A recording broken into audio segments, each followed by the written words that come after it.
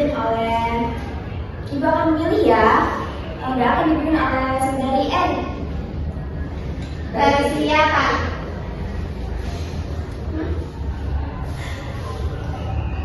Berdoa mulai. Bismillahirrahmanirrahim. Rabbi zidni ilma warzuqni fahma. Amin ya rabbal alamin. Baik, setelah berdoa, Ibu akan mengabsen kalian satu-satu. Akan masuk semua. Ada yang nggak masuk, Bu? Siapa yang nggak masuk? Adiknya Meli. Harim nggak bisa ya. Ibu akan absen satu-satu. Baik, yang pertama Erik Triandita hadir. Lalu Melinda Rahmayanti hadir, Bu.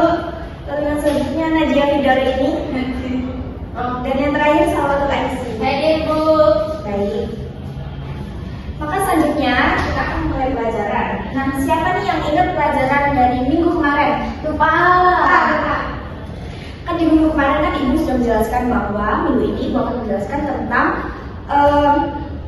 kisah dari Abu Bakar As-Siddiq, yaitu strategi dan pelajaran yang bisa kita ambil dari Khalifah Abu Bakar As-Siddiq. Nah, sekarang Ibu kita akan melaksanakan metode diskusi. Jadi Ibu akan menayangkan sebuah video, kalian akan memperhatikannya. Lalu Ibu akan membagi kalian menjadi dua kelompok. Satu kelompok bisikan 2 orang. Lalu setiap kelompok nanti akan maju perwakilan 1 orang untuk mempresentasikan hasil diskusi dari kelompok tersebut. Kalian setuju? Setuju. Baik. Jadi silakan diperhatikan ya videonya dan jangan lupa dicatat poin-poinnya. Baik. Rasulullah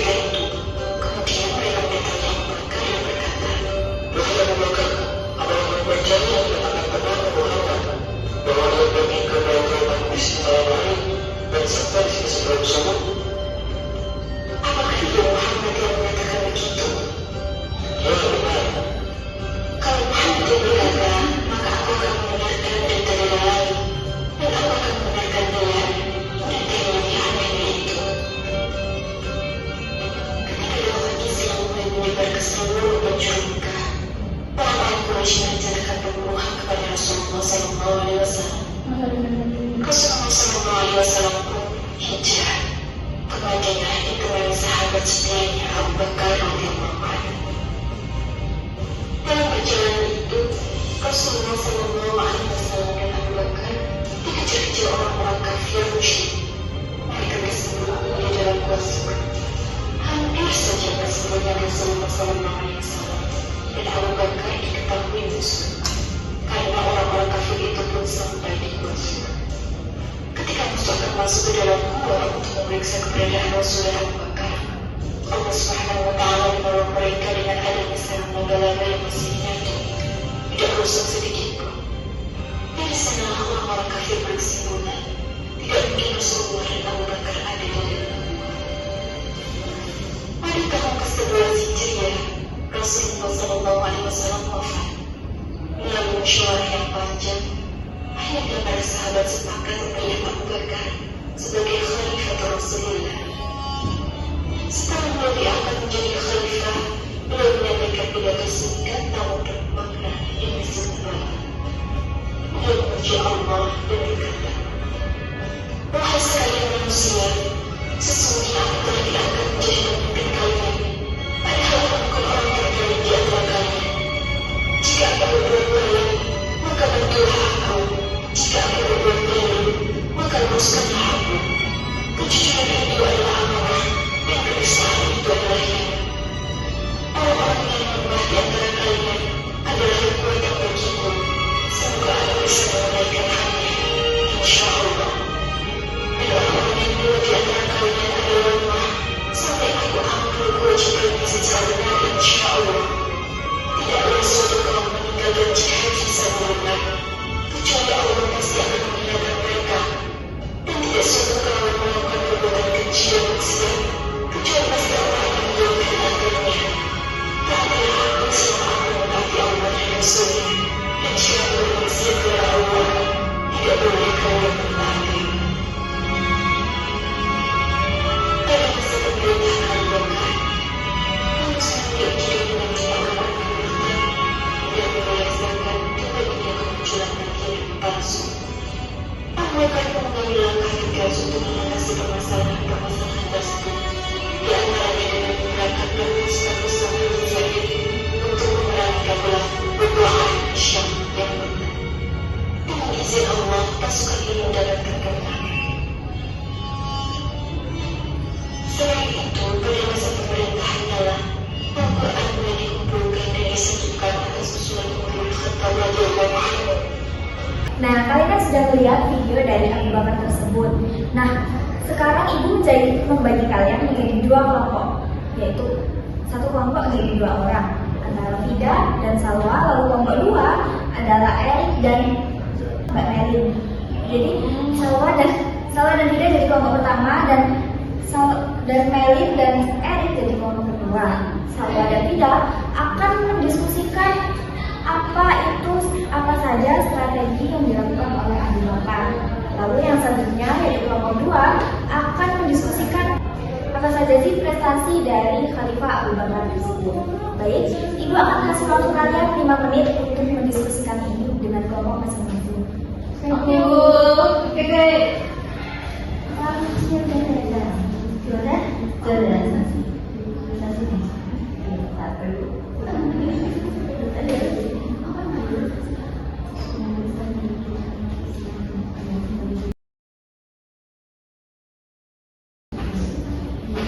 Nah, waktunya sudah lewat 5 menit ya.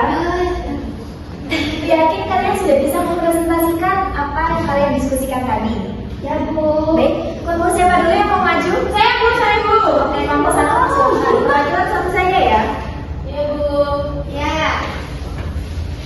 Bu, makanya itu disebutkan semua pasal 1. Semuanya ya. Waduh. Semua. Kalian saat diskusi dapat berapa? Oh, ya, Bu. Dapat banyak, Bu, saya, Bu. Oh, iya, bagus. Ayo, silakan. Oke, saya di sini akan menyebutkan strategi dakwah dari Abu Bakar As-Siddiq. Jadi, yang pertama dari diskusi kita itu ada strategi dakwah bil lisan. Iya kan, Bu? Ya, betul. Terus ada strategi dakwah bil hal. Terus ada strategi dakwah biliat.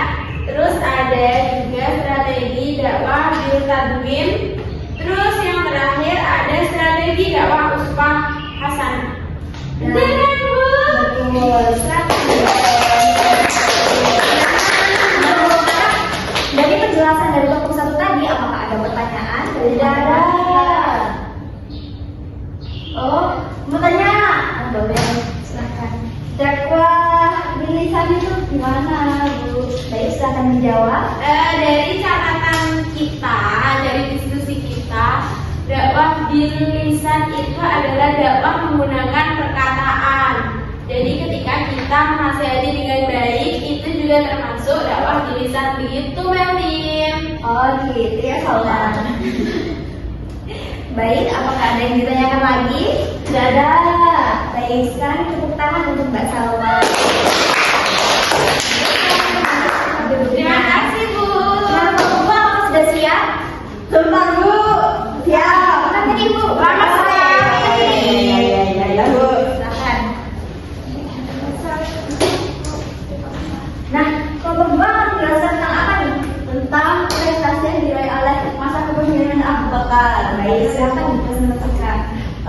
Jadi teman-teman, berdasarkan video yang tadi Bu Guru paparkan, itu Abu Bakar itu pada saat kepemimpinan Abu Bakar itu ada beberapa prestasinya.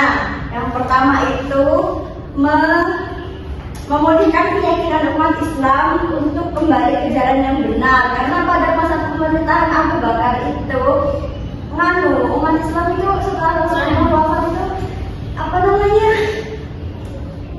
Ini ada kekacauan, ada kemurtadan sama hal-hal yang melenceng dari ajaran agama Islam. Jadinya sama Abu Bakar diarahkan ke jalan yang benar. Nah, terus sama memberantas nabi palsu kayak misalnya Al-Kadzab gitu. Terus ada pengkodifikasian Al-Quran, perluasan wilayah, dan pendirian Baitul Mal. Baik, jadi penjelasan dari Mbak Melin, apakah ada yang ingin ditanyakan? Tidak, Bu, sudah jelas. Ini sudah jelas semua. Baik, terima kasih teman-teman. Bisa ya, pertanyaan ya. Nah, baik, Ibu pikir kalian semua sudah paham ya pelajaran kita pada pagi hari ini. Ya, Bu, Tentang paham. pelajaran dari Khalifah Abu Bakar As-Siddiq. Nah, Ibu sekarang mau tanya nih, As-Siddiq artinya apa sih? Siapa yang mau menjawab? Saya, Bu. Apa artinya? As-Siddiq itu artinya jujur. Baik, betul sekali. Kita akan untuk Mbak Salwa. Terus tadi dari penjelasan Mbak Melin, kan ada modifikasi Al-Quran. Nah, siapa yang disuruh oleh Abu Bakar untuk mengumpulkan ayat-ayat Al-Quran tersebut? Siapa? Ayo. Siapa yang mau menjawab? Oh, sepertinya Mbak Fida mau menjawab. Zaid bin Sabit. Nah, betul. Tepuk tangan. Ibu pikir kalian semua sudah paham ya? Kenapa Ibu ini sudah sangat-sangat pintar. Iya dong. Baik, sekian dari pembelajaran kali ini. Kita akan berdoa bersama yang juga akan ditutup oleh Mbak Eri. Ayo. Berdoa.